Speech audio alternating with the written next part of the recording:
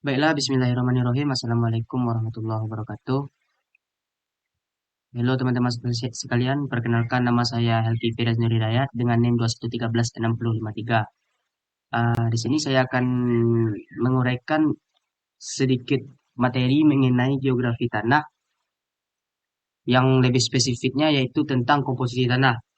Yang pertama adalah mineral. Di dalam tanah ini terdiri atas 4 komposisi. Yang akan kita bahas pertama yaitu mineral. Ah, Komponen pertama dan utama dalam tanah adalah mineral. Adapun presentasi mineral dalam tanah adalah 45% lebih banyak daripada komponen yang lain. Jadi secara umum mineral ini merupakan komponen terbesar yang terjadi dan yang terdapat pada tanah. Mineral yang merupakan komponen utama memiliki hubungan dengan tingkat kesuburan tanah.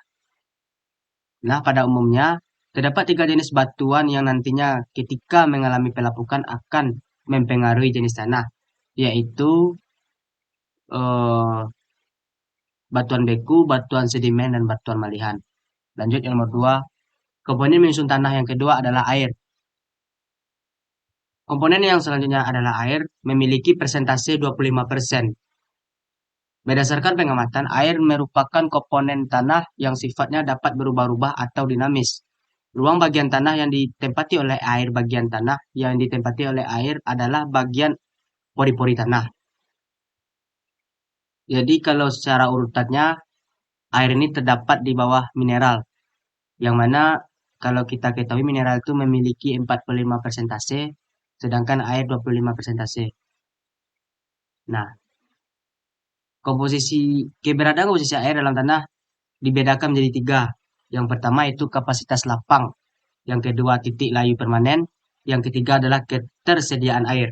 Nah, pertama kita akan membahas itu tentang kapasitas lapang. Adalah suatu keadaan di mana kelembapan dalam tanah dalam kondisi yang cukup. Hal ini dibuktikan dengan jumlah air yang dapat ditampung dalam tanah yang dipengaruhi oleh daya tarik dari gravitasi bumi. Yang kedua yaitu titik layu permanen. Adalah suatu keadaan di mana akar tanaman sudah tidak dapat lagi menyerap air di dalam tanah. Yang ketiga adalah ketersediaan air. Merupakan suatu keadaan yang didasarkan pada selisih kadar air. Kadar air dalam tanah memiliki hubungan dengan titik layu permanen. Nah, yang ketiga adalah udara. Jadi pertama kita tadi telah membahas tentang mineral, yang kedua kita telah membahas tentang air, masuk yang ketiga kita membahas tentang udara. Udara ini mempunyai 25 persentase dari keseluruhan komposisi tanah. Adanya komponen udara dalam tanah, inilah yang memungkinkan adanya kehidupan dalam tanah, seperti adanya cacing, dan seperti semut, dan lain-lain sebagainya.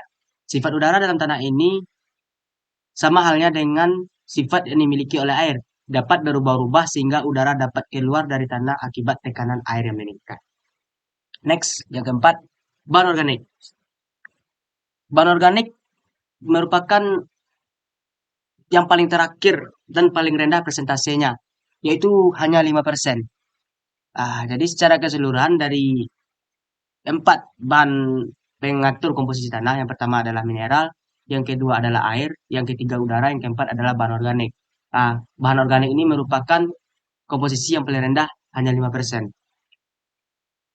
Adapun sumber bahan organik yang nantinya akan diproses menjadi senyawa organik tanah dibedakan menjadi 3 berdasarkan sumbernya. Yang pertama adalah sumber primer. Sumber primer adalah sumber yang dapat mudah berasal dari tumbuhan layu yang telah mati. Yang kedua itu sumber sekunder, yaitu berasal dari hewan. Adapun hewan yang diuraikan adalah bagian-bagian tubuhnya beserta kotoran yang dapat diolah menjadi pupuk. Yang ketiga yaitu sumber tersier, adalah sumber terakhir yang berasal dari pupuk. Adapun pupuk yang digunakan adalah pupuk kompos dan lain sebagainya. Sekian, terima kasih. Salah dan janggalnya saya mohon maaf. Wabillahi taufiq wal hidayah. Assalamualaikum warahmatullahi wabarakatuh. Udah, Lanjut dah. dia. Mau, jadi, nah, bang.